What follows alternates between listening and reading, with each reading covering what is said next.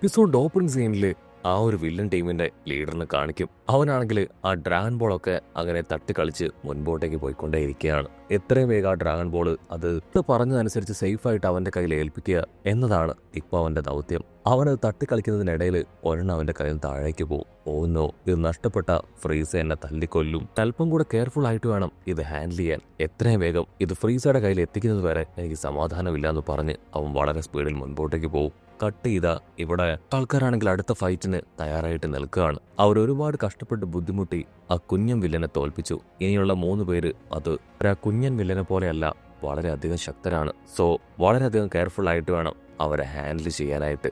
അവർ 3 പേരും rock paper സിസറൊക്കെ ഉപയോഗിച്ച് ഇപ്പോൾ ഒരു ചെമ്പമുടിയൻ മുൻപോട്ടേക്ക് വരും. ഞാനായിരിക്കും അടുത്തായിട്ട് നിങ്ങളുമായിട്ട് ഫൈറ്റ് ചെയ്യുന്നത്. നിങ്ങൾ മരിക്കാൻ തയ്യാറായിക്കോ? ആദ്യം നീ എന്നോട് ഫൈറ്റ് ചെയ്യ്. നിനക്ക് ഒറ്റയ്ക്ക് ഫൈറ്റ് ചെയ്യാൻ പേടിയാണെങ്കിൽ നിന്റെ കൂടെയുള്ള കാക്കരി ബീക്കരി പിള്ളേരെ കൂടെ നിനക്ക് എന്നോടൊപ്പം ഫൈറ്റ് ചെയ്യാനായിട്ട് കൂട്ടാം. അത് കേട്ട് കൺട്രോൾ പോവാണ്. ഇവിടെ ബാക്കിയുള്ള 2 വില്ലന്മാരാണെങ്കിൽ ആ ചെമ്പൻ തലേനോട് വിളിച്ചു പറയും, നിനക്ക് മാത്രമല്ല ഫൈറ്റ് ചെയ്യണം, അതിനുള്ള ഗ്യാപ്പ് നീ തരണമെന്ന് പറയും. ഇവിടെ ഫുൾ കലിപ്പിൽ മുൻപോട്ടേക്ക് ചാടി വന്ന് അവന്റെ സ്ട്രെങ്ത് അങ്ങനെ ഉയർത്തിക്കൊണ്ട് വരികയാണ്. അസിസ്റ്റന്റ് വില്ലന്മാരാണെങ്കിൽ പവർ അത് വളരെ വേഗം ഇൻക്രീസ് ചെയ്യുന്നത് കണ്ട് ഞെട്ടും. ഓ നോ, അത് 30,000 മുകളിലേക്ക് പോയിരിക്കുകയാണ്. എനിക്കിത് വിശ്വസിക്കാൻ കഴിയുന്നില്ല. പവർ അത് അൺലിമിറ്റഡ് ആയിട്ട് മുകളിലേക്ക് വന്ന് ഒരു ചുഴലിക്കാറ്റ് തന്നെ വീശി അടിക്കുകയാണ്. ഞൊട്ടിയിടയിൽ ഇപ്പൊ ചെമ്പമുട്ടിനെ പിടിച്ചു വലിച്ച് ആറഞ്ചം പുറഞ്ചോ ആഞ്ഞടിക്കും. അതിനുശേഷം അവനെ തൂക്കിയെടുത്ത് കറക്കി ദൂരെ കാണുന്ന വലിയൊരു മലയിലേക്ക് വലിച്ചെറിയാണ്. അവൻ ആ മലയിലേക്ക് പോയി അടിച്ചു വീഴും. പിന്നെയും കലിയടങ്ങാൻ അവന്റെ ഫുൾ എഫേർട്ട് ഇട്ട് ഒരു പൊട്ടിത്തെറി തന്നെ അവിടെ ക്രിയേറ്റ് ചെയ്യും. പൊട്ടിത്തെറിയുടെ ഇമ്പാക്റ്റില് വില്ലന്മാർ 2 പേരും ഏതോ ഭാഗത്തേക്ക് തെറിച്ചു പോകും. ഇവിടെ മൊട്ടപ്പനും ഗോഹാനും അവരും അടിച്ച് താഴേക്ക് വീഴുകയാണ്. വീണ്ടും വീണ്ടും അവന്റെ ഫുൾ പവർ ഉപയോഗിച്ച് ആ ഒരു മല തന്നെ ഇല്ലാതാക്കും. ഇനി അവൻ ജീവനോടുകൂടി ഇരിക്കാൻ പാടില്ല എന്ന് പറഞ്ഞ് വീണ്ടും വീണ്ടും പവർ ഉപയോഗിച്ചുകൊണ്ടേയിരിക്കും. മൊട്ടപ്പനാണെങ്കിൽ ഗോഹാനെ നോക്കും. അവൻ ആ വില്ലനെ കൊന്നു. വജീറ്റ നമ്മൾ കരുതിയതുപോലെയല്ല, അവനിപ്പോൾ വളരെയധികം സ്ട്രോങ് ആയിരിക്കുകയാണ്. എത്ര എളുപ്പത്തിലാണ് അവനെ വജീറ്റ തോൽപ്പിച്ചത്. അതിന് ഗോഹാൻ പറയും, ഇല്ല, അവനൊന്നും സംഭവിച്ചിട്ടില്ല. അവന്റെ പവർ വളരെ ദൂരത്തുനിന്ന് തന്നെ എനിക്ക് സെൻസ് ചെയ്യാനായിട്ട് കഴിയുന്നുണ്ട്. അവൻ ഓക്കെ ആണെന്ന് പറയും. അപ്പൊ ക്യാമറ അങ്ങനെ സൂം ചെയ്ത് കാണിക്കും. ആ തകർന്ന മലകൾക്കിടയിൽ അവൻ കുറച്ച് പരിക്കുകളായിട്ട് അങ്ങനെ ഹായ് ആയിട്ട് നിൽക്കുകയാണ്. ബാക്കിയുള്ള 2 വില്ലന്മാരാണെങ്കിൽ ഇപ്പൊ ടെൻസ്ഡ് ആവും. ഇവൻ എപ്പോഴും ഇങ്ങനെ തന്നെയാണ്, പവർ കുറഞ്ഞവരുടെ മുമ്പിൽ ഷോ കാണിക്കുമെന്ന് പറയും. ചെമ്പന്തലയനാണെങ്കിൽ വജീറ്റയുടെ മുമ്പിലേക്ക് വരും. ഇത് ശരിക്കും ഒരു നല്ല വാമപ്പ് തന്നെയായിരുന്നു. എനിക്കിത് ഒരുപാട് ഇഷ്ടപ്പെട്ടു. നമുക്കിനി യഥാർത്ഥ ഫൈറ്റ് അത് സ്റ്റാർട്ട് ചെയ്താലോ ചോദിച്ച് 2 പേരും പൊരിഞ്ഞ പോരാട്ടം. നിന്റെ പഞ്ചൊക്കെ അടിപൊളിയായിട്ടുണ്ട്, നീ ഒരുപാട് ഇമ്പ്രൂവ് ചെയ്തു അല്ലേന്ന് പറഞ്ഞ് അവൻ വജീറ്റയെ അറഞ്ച ആഞ്ഞെട്ടിച്ച് തൂക്കിയെടുത്ത് നിലത്തേക്ക് വലിച്ചെറിയും.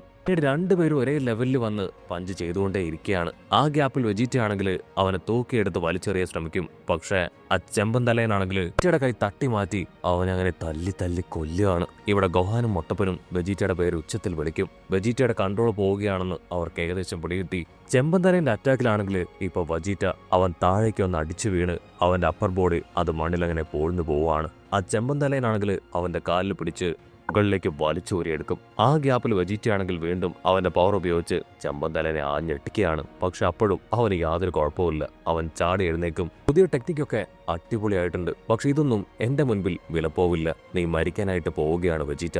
ഇവിടെ വെജീറ്റയാണെങ്കിൽ ഒരുപാട് പരുക്കുകൾ പറ്റി വലിച്ചുവിടും. ഓ നോ, ഞാൻ എന്തൊക്കെ ചെയ്തിട്ടും എനിക്ക് അവനെ തോൽപ്പിക്കാനായിട്ട് കഴിയുന്നില്ല. അവന്റെ സ്ട്രെങ്ത് അത് വളരെ കൂടുതലാണ്. ഞാൻ എന്ത് ചെയ്യും? അപ്പൊ ക്യാമറ അങ്ങനെ കട്ട് ചെയ്ത് ഇവിടെ മൊട്ടപ്പനെയും ഗോഹാനെയും കാണിക്കും. മൊട്ടപ്പനാണെങ്കിൽ ഗോഹാനോട് പറയും, ഇനി ഒരു അറ്റാക്കും കൂടെ വെജീറ്റയ്ക്ക് ഏറ്റുവാങ്ങാൻ കഴിയില്ല.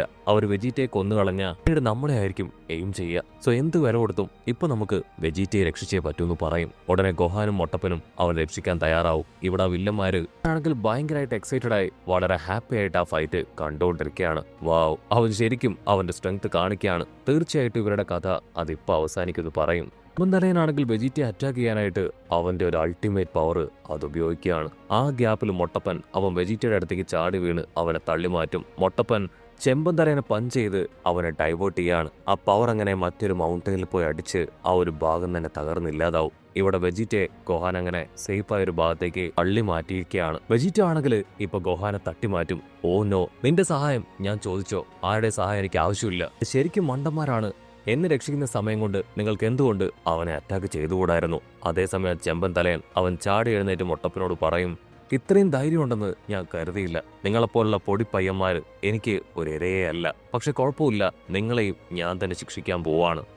നിങ്ങൾക്ക് വിരോധമില്ലെങ്കിൽ ഇവരുടെ കഥയെ ഞാൻ കഴിച്ചോട്ടെ. അതിനവരാണെങ്കിൽ ഓക്കെ പറയും. അടുത്ത നിമിഷം ആ ഒരു ചെമ്പൻ തലയൻ മൊട്ടപ്പനെ കിക്ക് ചെയ്ത് തെറിപ്പിക്കുകയാണ്. ഗോഹാനാണെങ്കിൽ അത് കണ്ട് ഓടി മൊട്ടപ്പന്റെ അടുത്തേക്ക് വരും. മൊട്ടപ്പ, നിനക്ക് എന്തു പറ്റി? നീ ഓക്കെ ആണോ? അതിന് മൊട്ടപ്പൻ പറയും, ഒറ്റ കിക്കില് എന്റെ അസ്ഥികളെല്ലാം ഒടിഞ്ഞു പോയെന്നാണ് തോന്നുന്നത്. എന്നെ കൊണ്ടൊന്ന് അനങ്ങാൻ പോലും പറ്റുന്നില്ല. കാര്യങ്ങളെല്ലാം നമ്മുടെ കൈവിട്ട് പോയിരിക്കുകയാണ്. ആ എൽഡർ അദ്ദേഹം എന്റെ പവർ ഇരട്ടിയാക്കിയിട്ടും അതുകൊണ്ട് യാതൊരു ഉപകാരവും ഇല്ലാതായിരിക്കുകയാണ്. എന്നെ കൊണ്ടൊന്ന് അനങ്ങാൻ പോലും കഴിയുന്നില്ല. മേ ബി മരിച്ചു പോകാനുള്ള സാധ്യത അത് വളരെ കൂടുതലാണ്. ആ ഡ്രാഗൺ ബോൾ ഓൾറെഡി അവരുടെ കൈക്കലായി കഴിഞ്ഞു. നമ്മുടെ ലക്ഷ്യങ്ങളെല്ലാം തന്നെ അസ്തമിച്ചുകൊണ്ടിരിക്കുകയാണ്. നീ എത്രയും പെട്ടെന്ന് വന്നാലുടൻ ഇവിടുന്ന് രക്ഷപ്പെട്ടു പോകണം ഗോഹാൻ. അതിന് ഗോഹാനാണെങ്കിൽ മുട്ടപ്പനോട് പറയും, ഒരു കാരണവശാലും നിന്നെ വിട്ട് ഞാൻ എവിടേക്കും പോവില്ല. നീ മരിക്കില്ല, ഞാൻ നിന്നോടൊപ്പം ഉണ്ട്.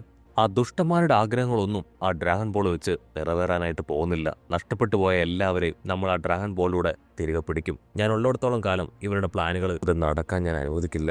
കട്ട് ചെയ്ത ഇവിടെ ഗോകുവിനെ കാണിക്കും. അവനാണെങ്കിൽ ഓൾമോസ്റ്റ് ആ നവഗ്രഹത്തിലേക്ക് എത്തിക്കഴിഞ്ഞു. ഇവിടെ ഗോഹാൻ അവന്റെ പവർ ഉപയോഗിച്ച് ചെമ്പന്തരനെ അറ്റാക്ക് ചെയ്യും. ആ പവർ ചെമ്പന്തരന്റെ ക്ലോസ് തന്നെ താമസം അത് ശക്തിയായിട്ട് ഊതി ഡൈവേർട്ട് ചെയ്ത് ഇപ്പോ അവന്റെ നേർക്ക് തന്നെ ഞെട്ടിപ്പിക്കുകയാണ്. ജസ്റ്റ് മിസ്സിന് ഗോഹാൻ അതിൽ നിന്ന് രക്ഷപ്പെടും. പക്ഷെ അടുത്ത നിമിഷം ആ ഒരു ചെമ്പമുടിയൻ അവനെ അട്ടിച്ച് താഴേക്കിടും. പരിക്കുകൾ പറ്റിയ ഗോഹാനാണെങ്കിൽ പതിയെ എഴുന്നേൽക്കുകയാണ്. ഇല്ല, ഞാൻ വിട്ടുകൊടുക്കാനായിട്ട് പാടില്ല. എന്റെ പപ്പ വരുന്നത് വരെയെങ്കിലും ഞാൻ പിടിച്ചു നിന്നേ പറ്റുമെന്ന് പറഞ്ഞ് അവൻ വീണ്ടും ഫൈറ്റ് ചെയ്യാൻ റെഡിയാവും. കട്ട് ചെയ്ത ഇവിടെ ഫ്രീസ.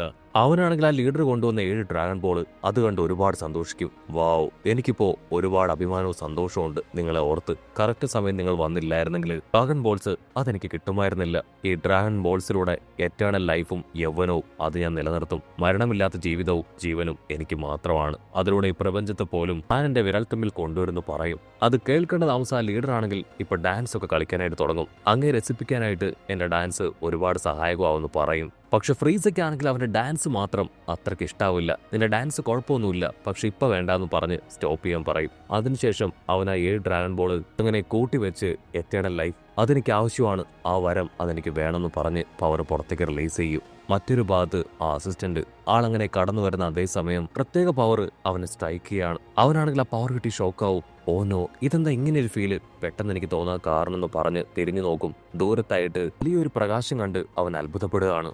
എനിക്ക് എത്രയും വേഗം അവിടേക്ക് എത്തണമെന്ന് പറഞ്ഞ് അവനാണെങ്കിൽ ഇപ്പൊ തിരികെ പോവാണ്. അതേസമയം ഇവിടെ ഫ്രീസയും ആ ലീഡറും അവർ രണ്ടുപേരും അവരുടെ വിഷു പറഞ്ഞിട്ടും ആ 7 ഡ്രാഗൺ ബോൾ അത് ക്യുമുലേറ്റ് ചെയ്ത് വെച്ചിട്ടും അവർക്ക് അവരാഗ്രഹിച്ച ആ ഒരു വിഷ് ആ നിറവേറി കിട്ടില്ല.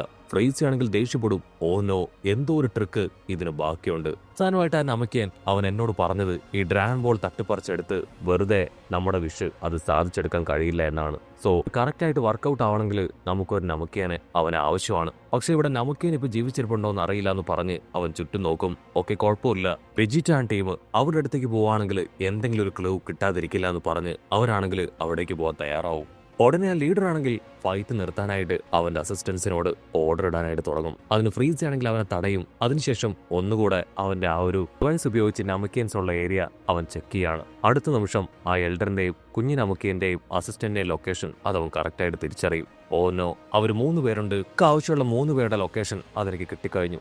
ഞാൻ അവരുമായിട്ട് ഒരുപാട് ഇടപെട്ടതുകൊണ്ട് തന്നെ എനിക്ക് എങ്ങനെ അവരോട് ഡീൽ ചെയ്യണമെന്ന് അറിയാം. നീ ഈ ഡ്രാഗൺ ബോൾ പ്രൊട്ടക്ട് ചെയ്യണം. അവരുമായിട്ട് എത്രയും വേഗം ഞാൻ ഇവിടേക്ക് എത്താമെന്ന് പറഞ്ഞ് അവൻ അങ്ങനെ കടന്നു പോവാണ്. ഉടനെ ലീഡർ ആണെങ്കിൽ വിളിച്ചു പറയും, എന്റെ ജീവൻ കൊടുത്തും ഞാനിത് പ്രൊട്ടക്ട് ചെയ്യും. ഇവിടെ ആ ചെമ്പമുടിയൻ അവനാണെങ്കിൽ നമുക്ക് വീണ്ടും ഫൈറ്റ് തുടങ്ങാന്ന് പറഞ്ഞ് ഇപ്പൊ ഗോഹാനുമായിട്ട് പൊരിഞ്ഞ് അടിയിട്ടി ബഹളം. ഇവിടെ അടിയിടിയും കിട്ടിയ ഗോഹാനാണെങ്കിൽ വീണ്ടും എഴുന്നേക്കും. അതുകൊണ്ട് മൊട്ടപ്പനാണെങ്കിൽ വിളിച്ചു പറയും, ഗോഹാൻ നീ എഴുന്നേൽക്കരുത്, അവിടെ തന്നെ കിടക്ക്. പക്ഷെ ഗോഹാൻ അത് കേൾക്കാതെ എന്റെ പപ്പ ഗോകുവിനെ പോലെ തന്നെയാണ്, ഇത്തരത്തിലുള്ള ഒരു കാര്യത്തിലും ഞാൻ പിന്നോട്ട് പോവില്ല, തോൽക്കാൻ ഞാൻ തയ്യാറല്ല എന്ന് പറഞ്ഞ് അവനാണെങ്കിൽ വേദനയോടെ വീണ്ടും അവൻ അറ്റാക്ക് ചെയ്യാൻ ശ്രമിക്കും. പക്ഷെ ആ ചെമ്പമുടിയനാണെങ്കിൽ സൈഡിൽ ശബ്ദം ഉണ്ടാക്കി വെട്ടിത്തിരിപ്പിച്ച് ഗോഹാനെ പഞ്ച് താഴെയിടും. ഗോഹാനാണെങ്കിൽ ഒരു കാരണവശാലും നിന്നെ ഞാൻ വിടില്ല എന്ന് പറഞ്ഞ് വീണ്ടും അവനെ അറ്റാക്ക് ചെയ്യാനായിട്ട് പാഞ്ഞടുക്കും. അത് കണ്ട ആ ഒരു ചെമ്പന്തലയൻ, നിന്നെപ്പോലെ തന്നെ ഞാനും ഒരു വാശിക്കാരനാണ്, വാശിയുള്ളവരെ എനിക്കിഷ്ടമാണെന്ന് പറഞ്ഞ് അങ്ങനെ സൈഡിൽ ശബ്ദം ഉണ്ടാക്കി തെന്നു മാറുകയാണ്. ഗോഹാനാണെങ്കിൽ അവന്റെ ഇടയിലൂടെ തെറിച്ചു പോവും. ആ ഗ്യാപ്പിൽ അവന്റെ കഴുത്തിൽ ചെമ്പന്തലയനാണെങ്കിൽ ആഞ്ഞ് കിക്ക് ചെയ്യാണ്. ആ ഒരു കിക്കില് അവന്റെ കഴുത്തൊടിഞ്ഞ് താഴേക്ക് വീഴും. ഇവിടെ ആ 2 വില്ലന്മാര് അവരിപ്പോ ഗോഹാന്റെ പവർ അസസ് ചെയ്യും. അതിപ്പോ 0 ആയിരിക്കുകയാണ്. അവര് പൊട്ടിച്ചിരിക്കും. അവന്റെ കഥ കഴിഞ്ഞു എന്നാണ് തോന്നുന്നത്. ചെമ്പമുടിയനാണെങ്കിൽ ചുറ്റും നോക്കും.